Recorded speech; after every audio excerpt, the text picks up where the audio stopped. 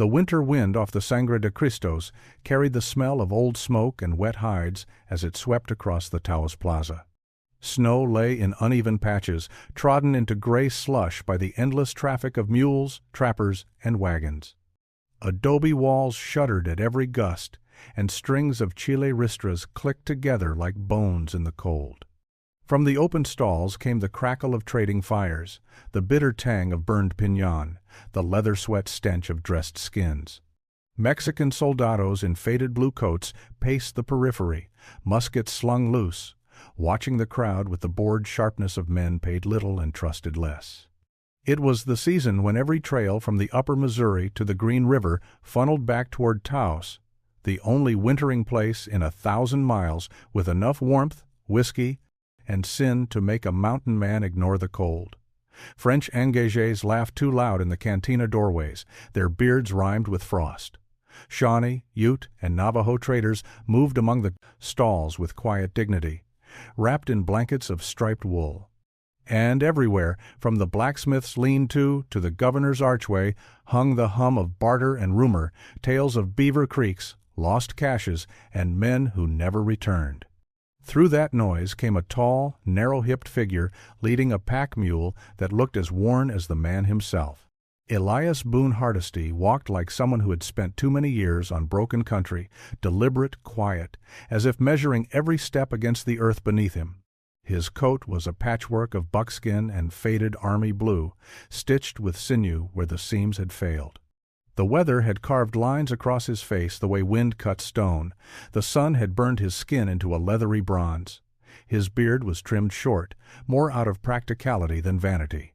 And in his right hand, wrapped in oilcloth, was the thing men would soon mock him for, a map, or something like one. He paused near a trading post where a trio of trappers huddled around a makeshift fire. One was a Frenchman with a broken nose, another wore a crow-style hat hung with 2 eagle feathers. The third, a red-bearded fellow named Dugan, had a mouth that never closed when there was an insult to spit. Dugan noticed Elias first. "Hardesty," he barked, loud enough to turn heads. "You still carryin' that ghost-hide map? Thought you'd traded it to a drunk priest for a bottle." Elias set his mule's reins over a post and unwrapped the oilcloth. The firelight flickered across the strange document, half parchment, half tanned buckskin. Its edges were tattered, the ink faded in places, but the old mission-era markings were still visible. Crosses, spirals, zigzag lines, and symbols drawn in a cipher that looked older than any Spanish archive. A chunk of the lower corner had been repaired with deer hide stitched crudely in place. Dugan chuckled. "By God, he's serious. Boys, look at this here thing. Spanish ghosts draw better maps." The Frenchman leaned closer, squinting. "Dat no river I ever saw. And dessa marks what dey mean?" "Ain't meant to mean anything," Dugan said. "It's jest old Spanish nonsense, some padre scribbling his sins." The men around the fire snorted, and more joined in as the curiosity spread. Someone tossed a stick onto the flames. The sparks rose in a bright fountain, illuminating Elias's stoic face. Elias didn't defend himself. He'd learned long ago that mountain men believed only in what they'd bled for. But he kept his eyes steady on the Frenchman as he folded the map, slow and careful. "It ain't Spanish nonsense," Elias said. "And it ain't ghosts neither. Came from a Ute elder. Man was dyin'. Gave it to me with his last breath." That quieted them for a moment. The Ute were respected, feared, and sometimes admired for the clarity of their knowledge of the mountains. Still, trappers distrusted lore maps, scraps of stories, symbols, or trails handed down through native memory or old Spanish rumor. Bernard Devoto wrote years later that trappers were scavengers of geography, collecting any usable scrap from traders, priests, natives, or other wanderers, but they also carried a deep suspicion of anything not verified by their own boots. Dugan recovered first. "Dyin' man gives lots of stories. Don't mean they worth a plug o' beaver. What's this one tell ya? A trail o' silver, a cave o' gold, one o' Coronado's lost kingdoms?" He spat loudly. Only thing lost is Hardesty's sense. Elias could have let it pass. But the image of the Ute elder filled his mind again, the man lying against a juniper tree, breath shallow, frost gathering on his eyebrows. The old warrior had pressed the map into Elias's hands with surprising strength, whispering in his fading voice about Las Minas Perdidas, the lost mines of the Pecos and the blood-colored stone mountains beyond. "It shows a way across the divide," Elias said. "A fast way, faster than any the army uses." That earned him a roar of laughter. "The army?" someone shouted. "Hardesty claims to know better than the dragoons now." But Elias wasn't boasting. He had spent years drifting from the Missouri headwaters to the Platte, from Green River to the Gila, picking up pieces of forgotten passages the way Crow Scouts picked up tracks. From Schultz's stories, he'd learned how the Ute and Crow marked land, not with fixed lines, but with the memory of sunlight and shadow, water and wind. From Beckworth's tales, he'd absorbed the truth that tribe and mountain often held knowledge white men overlooked. He had seen old Spanish symbols carved into sandstone cliffs, etched so faintly they disappeared at dusk. He had spoken to Navajo elders who remembered stories of Europeans in armor dragging native slaves into the mountains in search of cursed ore. And the map, all mismatched hide and parchment, fit those stories too, perfectly to ignore. Elias stepped closer to the fire. "This trail ain't on any army survey," he said.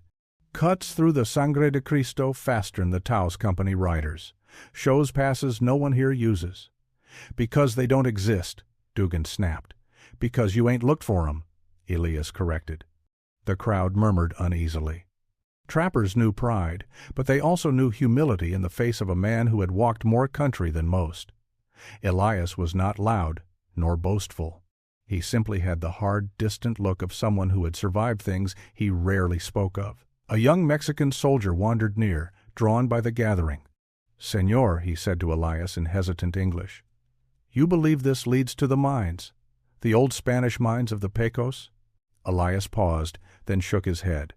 "Belief ain't the point. The trail's the point." The soldier frowned. The trappers scoffed. But Elias felt the cold certainty in his gut, the kind that came before a long crossing or a bad winter storm. He wrapped the map again, tied the oilcloth tight, and slung it into his coat. His mule snorted at the wind. The Frenchman spoke softly, almost kindly. "You go alone?" "Reckon I do," Dugan barked a laugh. "You'll freeze in them hills." Elias met his eye. "Maybe, but I'll see if the old man told truth." He took his mule's reins and walked toward the plaza's far edge, where the snow drifted deep against the adobe walls. Behind him, the trappers' laughter softened into uneasy whispers. Men mocked what they feared, and the map, whether real or foolish, frightened them. Elias Boone Hardesty did not look back. By dawn, he would be gone from Taos, following a trail no white man trusted and no army had ever found. The snow deepened as Elias Boone Hardesty left the last smoke-smudged chimneys of Taos behind. Dawn was still a pale rumor behind the mountains when he took the narrow track that wound toward the foothills, his breath hanging in thick clouds as he walked beside his mule. The creature's hooves crunched through the crusted snow, each step measured, wary. Elias had crossed the Rockies a half-dozen times in his life, north through the Wind Rivers, west across the high Snake Basins, south toward the Gila, but never this way, never along a line that existed only on a stitched-together scrap of buckskin and faith. He stopped on a rise overlooking the valley. The Sangre de Cristos towered above him, sharp and blue in the winter light, their ridges etched with wind-carved ice. Somewhere in that maze of stone was the route the dying Ute had whispered of the hidden way, the fast way. A trail older than American borders, older even than Spanish claims, known only to Ute hunters and the unlucky Spanish miners who had followed them centuries before. Elias unwrapped the map and held it in both hands, shielding it from the wind. The odd mixture of parchment and hide rippled like something alive. Spiral. Markings overlapped with faint Spanish script. Crosses marked ridgelines, but not where a Spanish friar would have placed them. Some symbols were Ute. He recognized the sun-ray pattern, the shadow markers used to show where the solstice sun touched certain cliffs. He had learned that from an old Crow woman long ago during a winter spent trading horses along the Yellowstone when she taught him how tribes read the land as a living text. Most white men laughed at such knowledge. Elias did not. He turned the map, angling it toward the mountains. A jagged black line ran diagonally across one sheet, bending sharply where the parchment met the buckskin. That bend, the Ute elder had gasped, was the gate. A hidden fold in the mountains no wider than 2 mules. The Spanish had used it to reach their red stone workings. Later, the Ute guarded it and let the wilderness swallow the memory. Elias folded the map and tucked it into his coat. Wind hammered the ridges above. Somewhere far off, a raven croaked. He kept climbing. By midday, he'd left the last sign of human travel, the rutted Taos company trail far behind. A steep gorge opened before him, walled by cliffs glazed in frozen runoff. The mule balked at the entrance until Elias coaxed it forward.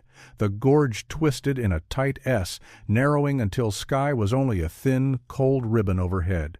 Every sound echoed the mule's breath, the scrape of hooves, the soft creak of Elias's powder horn against his coat. He rested at a boulder shaped like a crouched bear, pulled the map again, and matched the strange crescent-shaped symbol to the curve of the canyon. It fit. Too well to be coincidence. "Damn me," Elias muttered.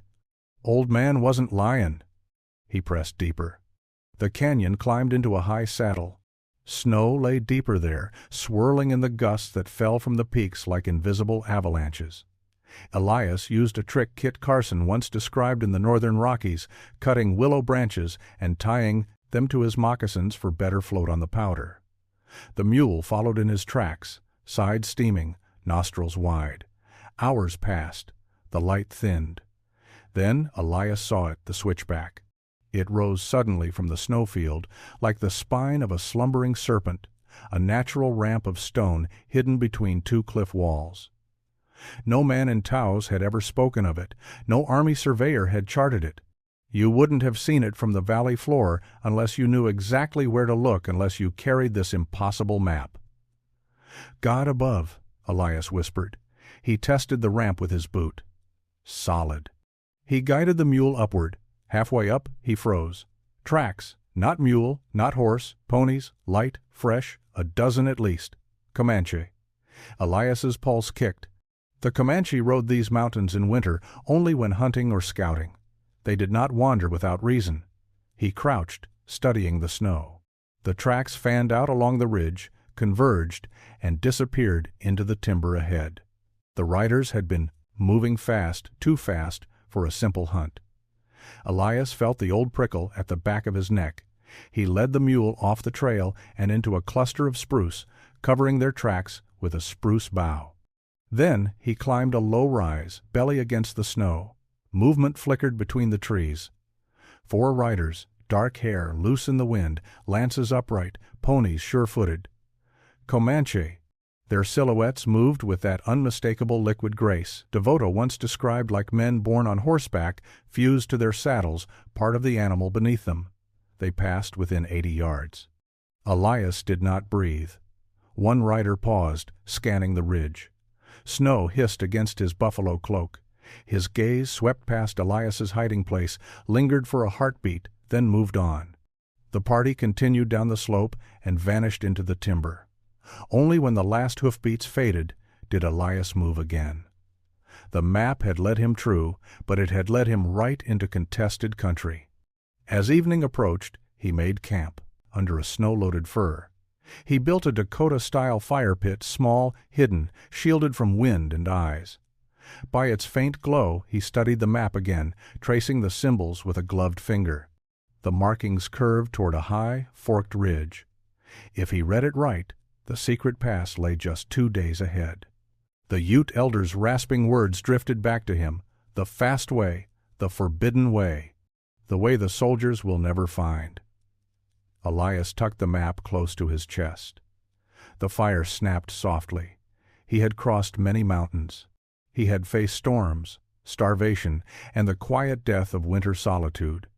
But this trail, this hidden Spanish Ute line, felt different. It felt alive, and by dawn, Elias Boone Hardesty knew he would follow it deeper, no matter who or what shadowed him in these mountains. By dawn, the wind had sharpened into knives.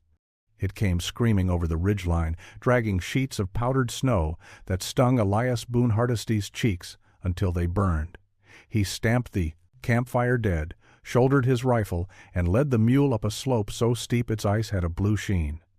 Every step echoed the sound of iron on bone crunch, slip, grind. The air at that altitude tasted thin and metallic. Few men crossed the Rockies in winter unless desperation or ignorance drove them. The U.S. Army had learned that bitter lesson during its early expeditions. Their journals of the 1,820 and 1,830 spoke of frostbitten dragoons, dead mules, and soldiers coughing blood on frozen saddles. Yet here Elias was trudging through country the army itself had called impenetrable, driven only by the inked ghosts of a map most men considered a joke. He stopped at a narrow ledge to catch his breath. The land below stretched in frozen waves, the Taos Valley a distant smudge, the timberline etched like black stitches along the lower slopes. Above, the ridge forked into two jagged arms. On the map, the fork was marked by a symbol that looked like a bird's footprint. It was not Spanish. It was Ute. Elias had seen something similar once carved into a cliff near the Uncompahgre, a sign that marked a sky road, a trail used only when snow sealed the lower passes. The Ute elder had known these mountains the way other men knew their own homes. Elias pressed forward. Near midday he reached a sheltered pocket of pines and fed the mule a handful of corn he'd saved from Taos. Then he lowered himself onto a fallen trunk and dug out the map from inside his coat. The buckskin felt cold as river stone. He smoothed it on his knee, matching the ridge line above with the faint ink strokes. The lines seemed to bend with the mountains, as if the map itself shifted depending on the angle. He remembered something. Beckworth once said how Crow scouts mapped their country in stories and shadows, not in rigid shapes. The path described on the hide was not a thing to be measured so much as read. A living direction, a memory in motion. A gust of snow shook him from the thought. He wrapped the map and slipped it away, but a new unease settled in his stomach. The Comanche riders he'd seen yesterday had been moving west toward the higher country. Toward the same unseen trail he now followed. He stood, adjusted his powder horn and possibles bag, and began the climb into the forked ridge. The ascent grew brutal. Snow rose to his thighs. He used the butt of his rifle like a staff, planting it into the drift, pushing upward step after grinding step.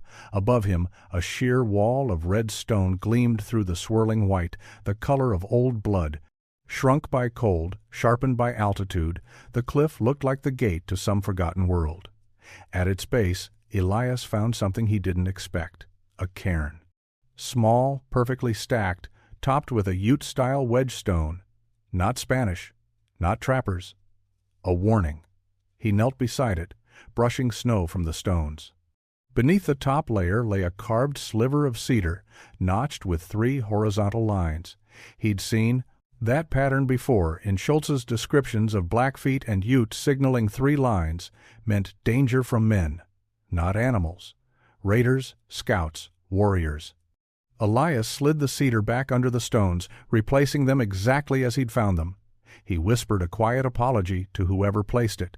Then he rose and studied the land. Down the slope, barely visible in the blowing snow, were more signs, bent branches, trampled brush, faint depressions where ponies had threaded through the timber. Maybe the same riders he'd seen earlier. Maybe more. Whatever followed this trail had purpose. Elias tightened his coat and pushed on. The trail curled behind the blood-red cliff and climbed a sun-blasted ridge where the snow had been scoured down to bare rock.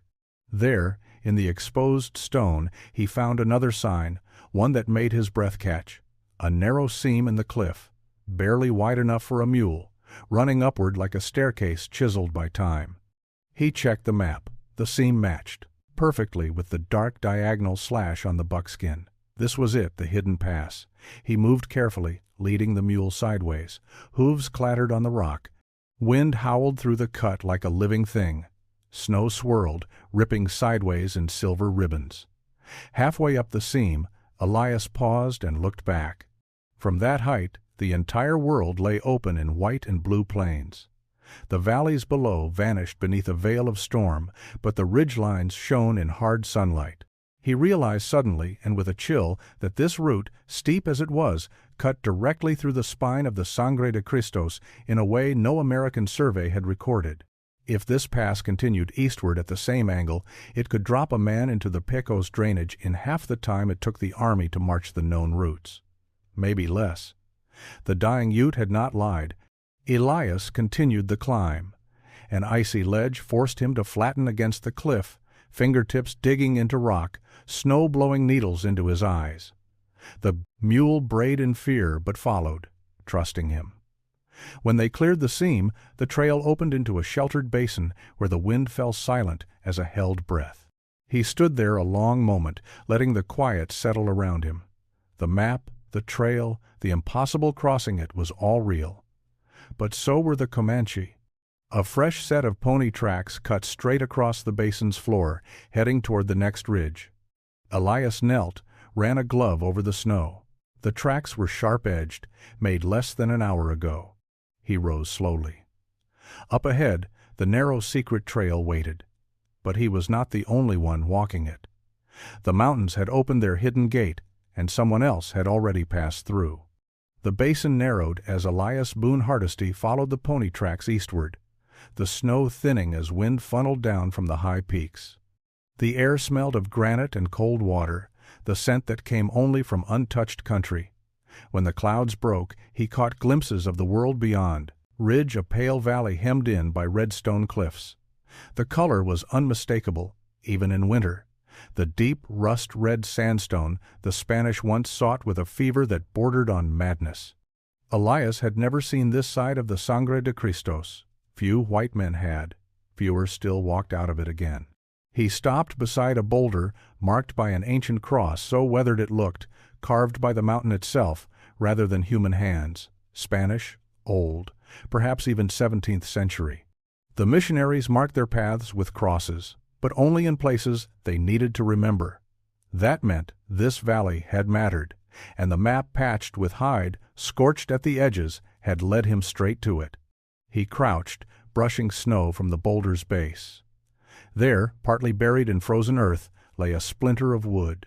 He eased it out, a pickaxe handle, Spanish grain. Worm-eaten, blackened by time. Dios, he murmured under his breath. They truly came here. The rumors were true, then the same rumors Devoto later wrote about, the whispered tales of Spanish slavers forcing Pueblo and Ute men to dig for silver in remote mountain canyons. Most scholars believed those mines lost to landslides or rebellion. Yet here Elias stood in their shadow, holding a relic no older trapper would mistake. He tucked the wood into his pack, then he followed the pony prints downhill. The snow thinned dramatically as he descended. Cold air pooled in the basin, but the ground beneath the cliff stayed exposed, a rare thing in midwinter. He smelled wet stone, the tang that came from groundwater seeping through mineral veins. The cliffs to his right glowed faintly even under clouded light, streaked with iron-rich seams. The tracks turned toward a cleft in the cliffs, a narrow opening that looked like a crack in the earth. Elias approached with his rifle half raised. Inside the cleft, wind whispered through a stone corridor no wider than a wagon.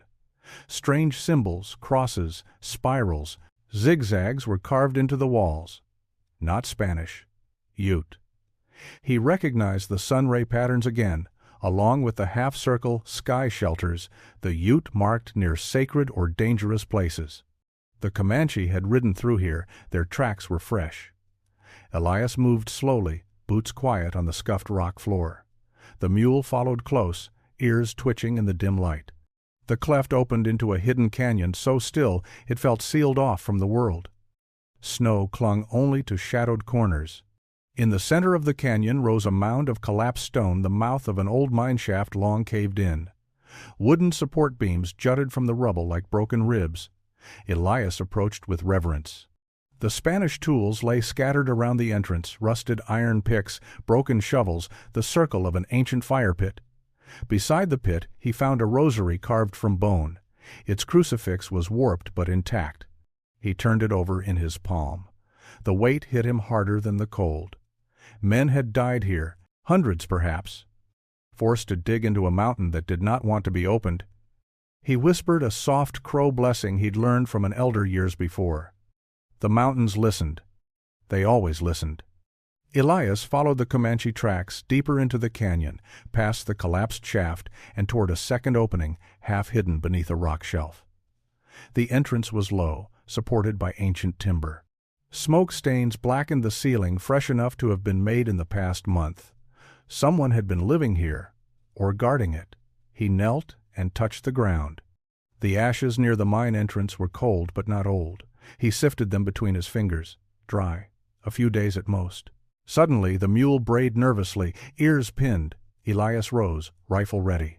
From the far end of the canyon came a faint tapping sound, metal on stone. A pause. Another tap. Not work, not digging, a warning. He stepped backward into the shadow near the rock shelf. His finger brushed the trigger. A figure emerged from the far end of the canyon. A Ute warrior, wrapped in a buffalo robe, long hair braided with small bones and beads. His face was painted with 2 vertical red stripes, a sign of mourning. And across his chest hung a necklace of carved cedar slivers, each notched with the same warning marks Elias had seen by the cairn. The warrior saw Elias immediately, but he did not raise his bow or reach for the lance strapped across his back. Instead, he gave a low whistle. 3 more warriors appeared behind him, stepping from the rock shadows like spirits. Elias kept his rifle steady but did not raise it higher. He felt no threat, only judgment. The lead warrior spoke in Ute, voice low and resonant. "You carry the dead man's map." Elias swallowed. "Aye," he said quietly. "He gave it to me." The warrior stepped closer. Snowflakes gathered in his hair without melting. His eyes were sharp, reflecting fire that wasn't there. "That map was drawn in blood," the warrior said. "The blood of our fathers. And of the Spanish dogs they killed for what they did here." He pointed at the collapsed mine shaft. "This place is cursed. Your kind should not walk here." Elias lowered his rifle slightly. "I ain't here for silver," he said. "Ain't here to take nothin', only to see if the old man spoke truth about the trail." The warrior studied him long and hard. Then he nodded once, a gesture full of centuries. "You will not touch the mines. You will leave before sunset. But the trail." He pointed past the canyon, toward a high ridge cut with winter light. "The trail is yours to walk if you have the courage." Elias bowed his head. "I'll walk it alone."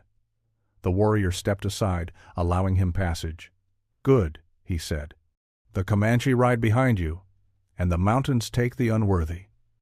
Elias Boone Hardesty tightened the straps on his mule, slung his rifle, and walked toward the hidden pass toward a ridge no soldier had ever crossed, protected by the ghosts of miners and the watchful eyes of a people who had guarded it for generations. The mountains seemed to breathe around him as he left the red canyon behind.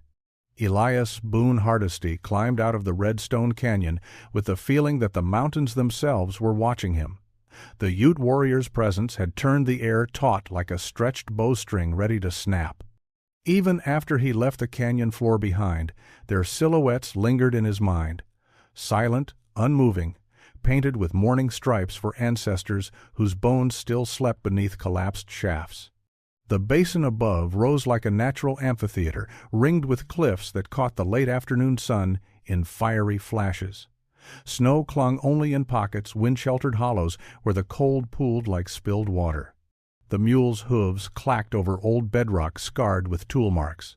Not the work of trappers or explorers, Spanish marks, centuries old. Elias felt the gravity of that, history on his shoulders as he crossed the basin. The Ute had not stopped him, but they had not let him pass freely either. Their leader, tall, stone-faced, wrapped in buffalo hide, had spoken in perfect, measured English. "You will leave before sunset." Yet he'd also pointed out the hidden trail leading toward the eastern ridge. A contradiction, a warning, a test.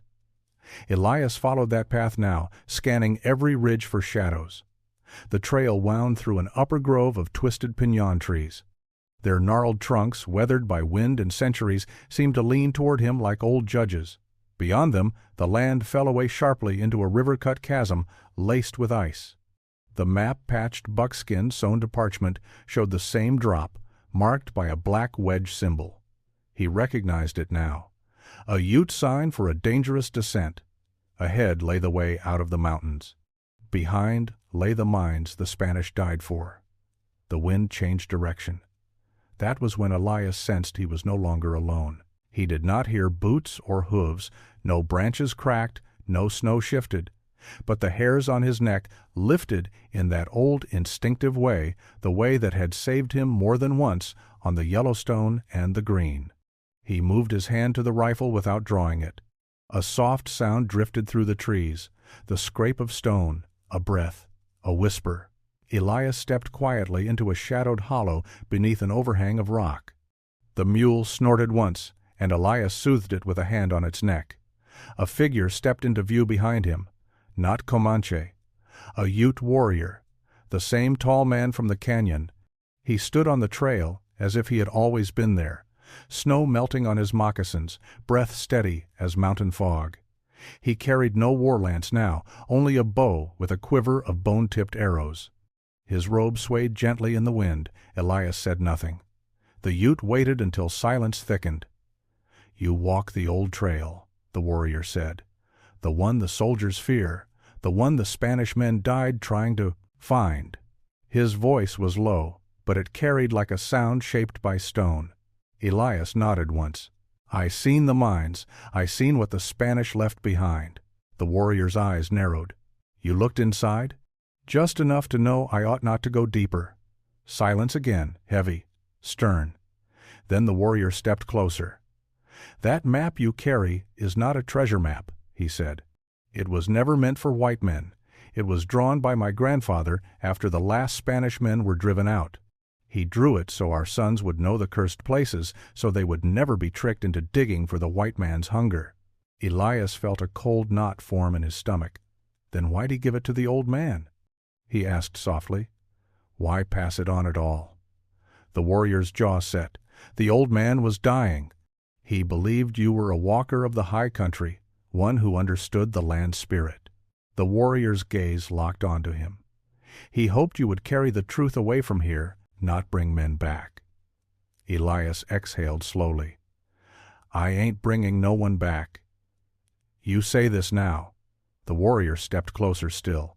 "But white men have hunger in their bones, for silver, for land, for paths they do not own." The accusation stung because it carried truth. Many mountain men had betrayed friendships and treaties for less. But Elias Boone Hardesty was not most men. "I follow the trail only because I need to," Elias said. "Not for silver, not for lands, and I'll not lead soldiers here." "You have my word." The warrior studied him with the same intensity a hunter used when weighing the life of an elk. For a long moment Elias wondered if this was where the story ended, not in gunfire or blood, but in silent judgment. Then the warrior did something unexpected. He reached into his robe and pulled out a small rolled scrap of hide tied with sinew. He extended it toward Elias. Elias hesitated, then took it gently. "What's this?" "A second map," the warrior said. "A true one. It shows the rest of the trail, the one that crosses the mountains where no soldiers ever will, a way faster and safer than the Spanish path." Elias swallowed, thumb brushing the hide's edge. "Why give this to me?" "Because you walk alone," the warrior said. "Because the Comanche follow you, and because if the mountains kill you, no one must blame my people." He pointed to the eastern ridge, now glowing faintly with dying sunlight. "You must leave before dark. The Comanche ride the high trail behind you. If you stay, you will die in this place." Elias nodded slowly. "I thank you, truly." "You owe thanks only to the land," the warrior replied, "and you owe silence. Swear you will not speak of these mines." Elias placed a hand over his heart. "I swear it." The warrior stepped back, blending into the red glow of sunset until the mountains swallowed him completely. The mule stamped nervously. Night pressed close. Elias Boone Hardesty tucked the second map into his coat, gripped the reins, and turned toward the ridge. The hidden trail awaited. The Comanche closed behind. And the mountains demanded courage or death from every soul who dared walk their secret roads. Elias Boone Hardesty moved fast once the sun slipped behind the eastern ridge. The cold deepened, sharp, metallic, the kind that stiffened leather and cracked rawhide. His breath plumed in white bursts as he guided the mule down a narrow, twisting shelf of stone, the new hide map pressed tight against his ribs. This second map was different from the first, cleaner, more deliberate, drawn by a steady hand that had known every bend of this hidden trail. It marked places where the snow blew thin, where the wind carved hard slabs he could walk without sinking. It warned of corniced ledges, of hidden drop-offs shaped by ice. It pointed to sky wells, shallow depressions, where meltwater collected even in deep winter. No army map had ever shown such things. The U.S. topographical engineers charted rivers and valleys, not the private logic of mountains. The Ute knew the difference. The descent took him through a narrow notch where wind funneled like a river. Snow blew sideways in shimmering sheets. Elias pulled his hat low and used the mule as a windbreak, inching forward step by careful step. The animal trusted him perhaps more than any man ever had. Dusk deepened. The world turned blue, and behind him came faint echoes, a distant bray, a pony's whinny. Comanche!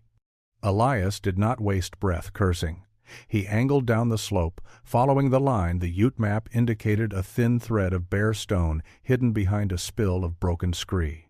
It curved along the mountainside like a vein of dark blood, narrow but solid. The mule's hooves clicked on the rock. He paused only once to glance back. Dark silhouettes moved along the ridge above. 4, maybe 5.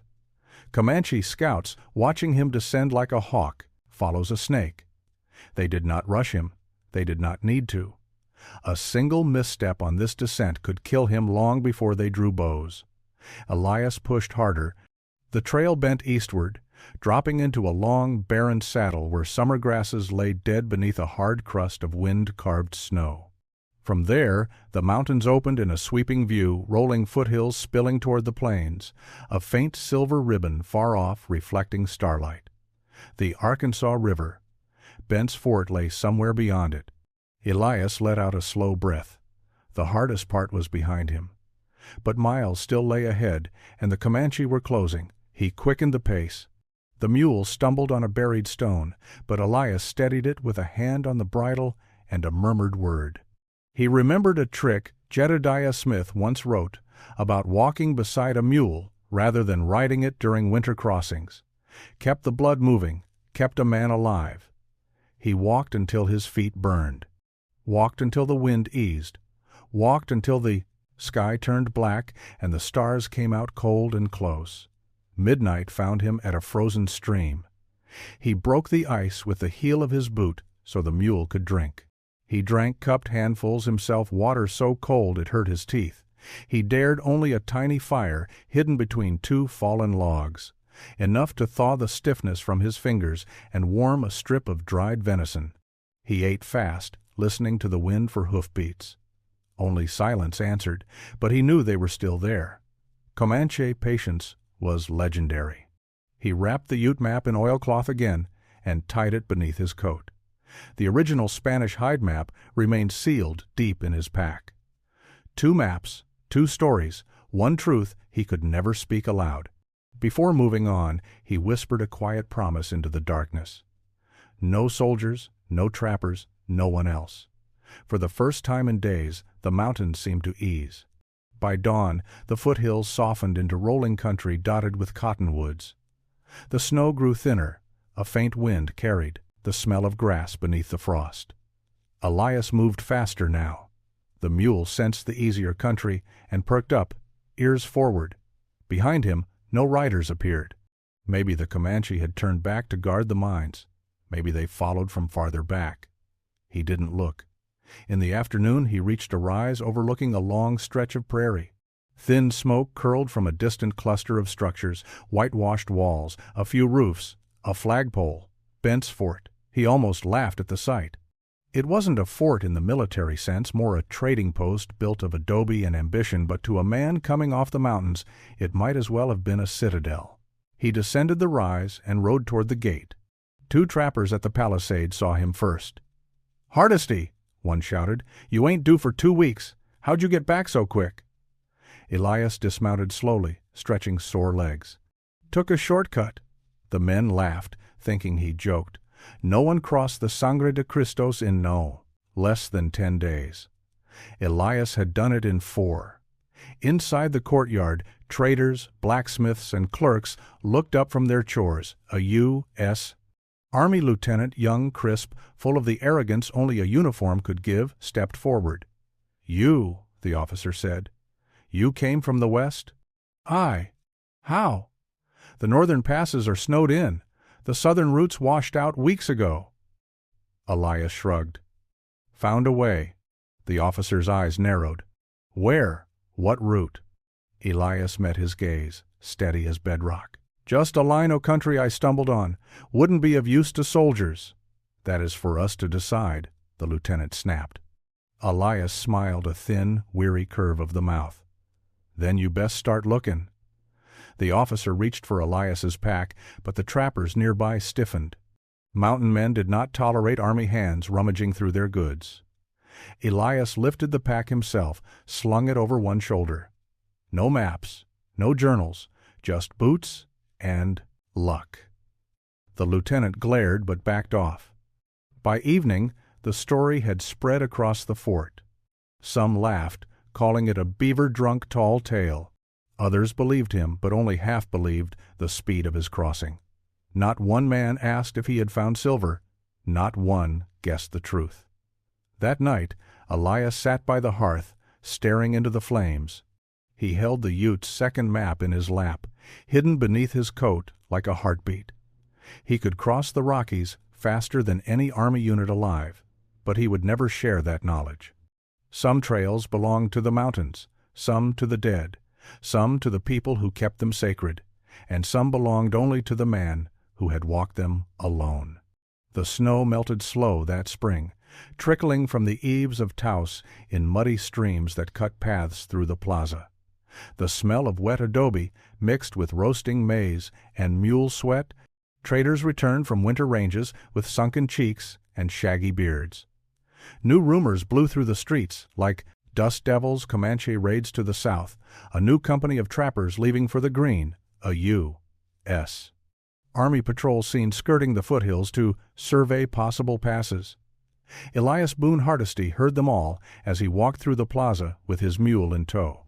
The animal was lean but healthy again, its winter bones padded with spring grass. Elias, too, had gained back weight, though not enough to erase the carved, weather-hardened look of a man who had passed through a place few men had walked and fewer still had survived. He stopped beside a stall selling tallow candles and jerky. The Taos sun warmed the top of his hat as he looked over the traders and trappers bustling across the plaza. He had been gone only a few months, but already the world seemed different, louder, harsher, more crowded. Maybe it was the mountains he missed, or the silence of the hidden trail. Or perhaps it was that long conversation with the Ute warrior, the one that refused to leave his mind. Men still laughed at him. He heard it before he saw them, Dugan and 2 other trappers boasting loud enough for half the plaza to hear. Hardesty claims he walked through the divide in 4 days. Dugan bellowed, slapping his thigh. "Must have hitched a ride with the angels." The crowd roared. Elias didn't bother responding. Let them laugh. He knew the truth of it. He knew what the mountains had shown him. He knew what the Ute kept hidden and why. He moved past them and toward the outskirts of town where the sagebrush began again. There, near a stand of cottonwoods, a solitary figure waited wrapped in a buffalo robe, face half-shadowed beneath a wide-brimmed hat. A Ute warrior, the same tall man from the Red Canyon. He stood motionless, as if carved from the land itself. No other eyes in Taos seemed to notice him, or perhaps they chose not to. Elias approached slowly. "You came far," he said quietly. "We follow our own trails," the warrior replied. His gaze swept the Taos plaza with a kind of weary disdain. "These people crowd the earth with noise." Elias almost smiled. "That they do." The warrior untied something from the sash at his waist, a small bundle wrapped in elk hide. He extended it to Elias. Elias accepted it carefully. "You said the map was never meant for white men." "This is not the map of the mines," the warrior said. "This one shows the mountains, the way through them, a way your people will never find without walking blind." His eyes narrowed. "But it is not for them. It is for you." Elias breathed out slowly. "You trust me with this." "I trust the promise you made." The warrior's voice dropped. "And I trust that you walk alone." Silence settled between them, deep, heavy, respectful. A silence one did not often find in the company of white men or trappers or soldiers. It was the silence of mountains. The warrior spoke again. "Storms will come, more soldiers, more settlers, more hunger. When that time arrives, you must decide which paths to close and which to open." Elias nodded. "I reckon that time's already coming." The warrior stepped back, fading into the cottonwoods as though the trees themselves pulled him into their shadows. "Go now," he said. "The mountains remember those who keep their word." And then he was gone. Elias stood alone in the hush that followed. He opened the bundle. Inside lay a hide map, smaller than the others, but drawn with astonishing precision: ridges, shadow paths, snow wells, hidden shelves, switchback notches no white surveyor had ever seen. It was a living atlas of a world beyond the reach of compasses and armies, a map of breath and bone and memory, a map worth more than any mine. Elias tucked it beneath his coat and turned back toward the plaza. He passed Dugan again. The trapper sneered. "Still chasin' ghosts, Hardesty?" Elias only tipped his hat. Sometimes ghosts show truer paths than the livin'. The crowd laughed, thinking it a joke. But as he slipped into the quiet streets beyond Taos, Elias Boone Hardesty felt the weight of the mountains resting on his shoulders and the certainty that he was now the only white man alive who could cross the Rockies on a trail faster than the U.S. Army, faster than any guide, faster than any map drawn in Washington or Mexico City. He would never sell that knowledge, never trade it, never speak it aloud. Some truths belonged to the land, some to the dead, some to the people who guarded them, and some belonged to the solitary man who carried the last living memory of a trail everyone else insisted was only a myth. Elias tightened his pack, turned toward the long open country, and disappeared once more into the mountains, where his name would become a whisper, a rumor, a legend of the lost Spanish mines and the man who walked a path no map should have known.